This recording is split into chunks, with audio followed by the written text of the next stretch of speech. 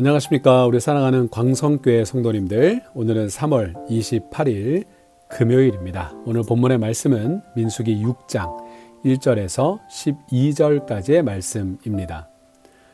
사람들은 자신을 소개할 때 명함을 주면서 자기가 무슨 일을 하는 사람인지를 알리지요. 또 상대방이 알만한 사람들과의 관계를 말하며 자신을 소개하기도 합니다. 그러나 그것은 자신을 소개하는 것이 아닙니다. 본문은 나실인의 규례를 통해서 우리가 거룩하게 구별되어 주님께 드려진 성도임을 가르쳐 주면서 거룩하게 살아가도록 격려하고 있습니다. 기독교인들은 보통 술과 담배를 하지 않는다고 알려져 있습니다.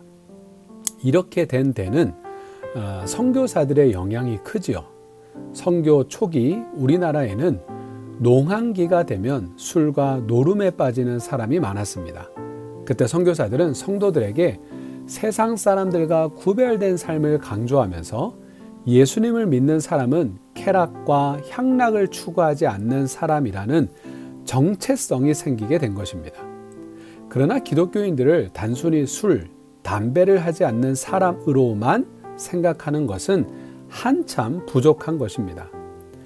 나실인 서원을 한 사람은 포도주와 독주를 멀리해야 했습니다. 술뿐만이 아니라 포도도 먹어서는 안 되고 포도나무 소사는 씨나 껍질도 금해야 하니 그저 단순하게 술을 먹지 않는 정도가 아님을 우리는 알 수가 있습니다. 모세가 파송한 정탐꾼들은 풍요의 상징으로 엄청나게 큰 포도송이를 들고 왔습니다. 포도송이는 이스라엘의 번영을 상징하기도 합니다.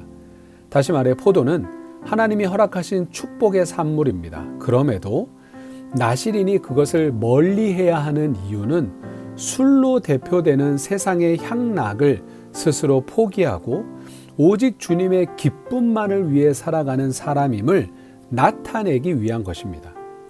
성도는 세상 사람과는 구별된 사람이어야 합니다. 따라서 하나님의 기쁨이 되기 위해 거룩함에 방해되는 모든 것을 우리는 끊어야 할 줄 압니다.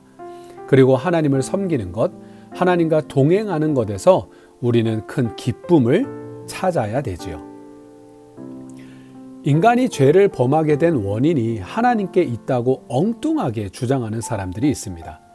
에덴 동산에 선과 악을, 선악과를 두지 않으셨으면 인간이 그것을 따먹을 일이 없었을 것이고 그렇다면 죄를 지을 리도 없기 때문이라는 것이지요. 그러나 이것은 어불성설입니다. 하나님은 천지를 창조하시고 그것을 다스릴 권한을 인간에게 위임해 줬습니다. 그렇다면 인간이 에덴 동산의 주인이 된 것 같아 보이지요. 그러나 하나님은 인간에게 다른 모든 것을 허락하셨지만 선악을 알게 하는 나무를 두고 그 열매를 금하심으로 하나님과 인간 사이를 구별하셨습니다. 즉 선악과는 하나님이 우리의 주인이심을 상징하고 있는 것입니다. 나실인은 머리털을 깎지 말고 자라게 두어야만 했습니다. 나실인에게 머리에 대한 규례를 주신 까닭은 생각의 근원이 되는 것을 자신의 마음대로 하지 말고 오직 하나님께 맡기라는 것입니다. 또 그것을 자라게 두는 이유는 모든 것을 주님 뜻에 맡기고 순종해야 한다는 것이죠. 그리스도인은 어떤 사람을 가리킵니까? 일주일에 한 번씩 교회 가는 사람입니까? 힘들 때 하나님을 찾고 기도한다고 그리스도인이라고 할 수 있습니까? 다른 종교를 가진 사람도 다 그렇게 합니다. 성도는 자신의 모든 주권이 하나님께 있음을 인정하는 사람입니다.